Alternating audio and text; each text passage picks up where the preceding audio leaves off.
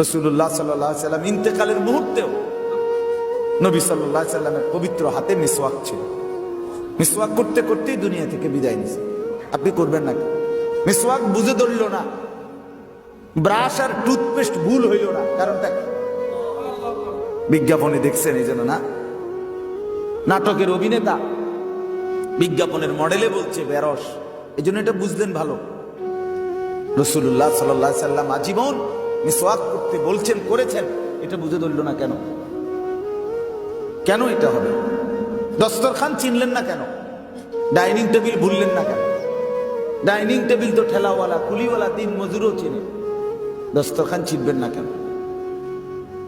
কেন চিনবেন না? ডান পাও দিয়ে মসজিদে প্রবেশ করে, এটা ভুল হবে কেন? আপনি কোনো না কোনো পাও দিয়েই তো ঢোকেন।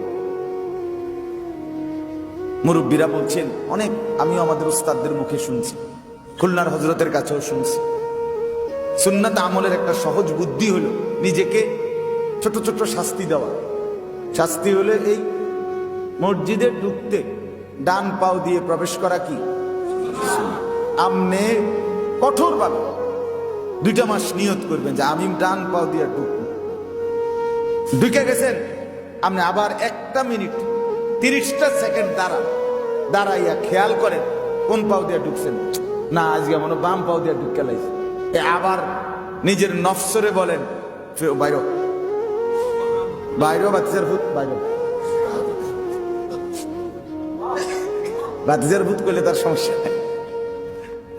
তো বাইরো, আবার ডান পাও দিয়ে।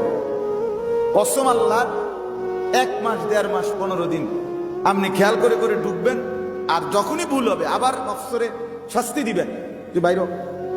বাথরুমে ঢুকবার কথা বাম পাও দিয়া, হ্যাঁ ঢুকলি না কেন? বেরো, আবার বেরো, 30 সেকেন্ডের ব্যাপার, ঠিক না?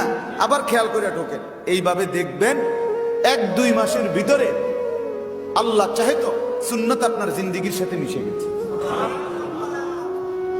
একটু তো কষ্ট করতে হইব, এটা তো একবারে আপনার একবারে একদম রেডিমেড আখেরাত বেহেশত আপনারা তুলে দেওয়া সম্ভব না।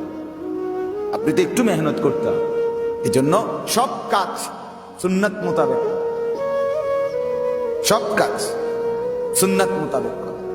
এই হলো 3টা। 1 নম্বরটা কি? সোমবারে রোজা রাখা। 2 নম্বরটা কি?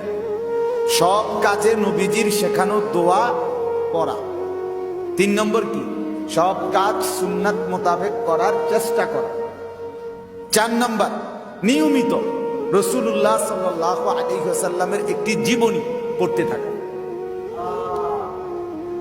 নবীজির জীবনী, রাসূলুল্লাহ সাল্লাল্লাহু আলাইহি ওয়াসাল্লামের সিরাতের কোন কিতাব নিয়মিত পড়তে থাকা। নবীজি সাল্লাল্লাহু আলাইহি, আপনি নবীজির জীবনী জানেন? নবীজি মক্কা থেকে মদিনায় হিজরত করে গেছে। নবীজি 570 খ্রিস্টাব্দে জন্মগ্রহণ করছে। হ্যাঁ, ছোটবেলায় ওনার আব্বা মারা গেছে, কয়দিন পরে দাদা মারা গেছে, কয়দিন পরে মা মারা গেছে।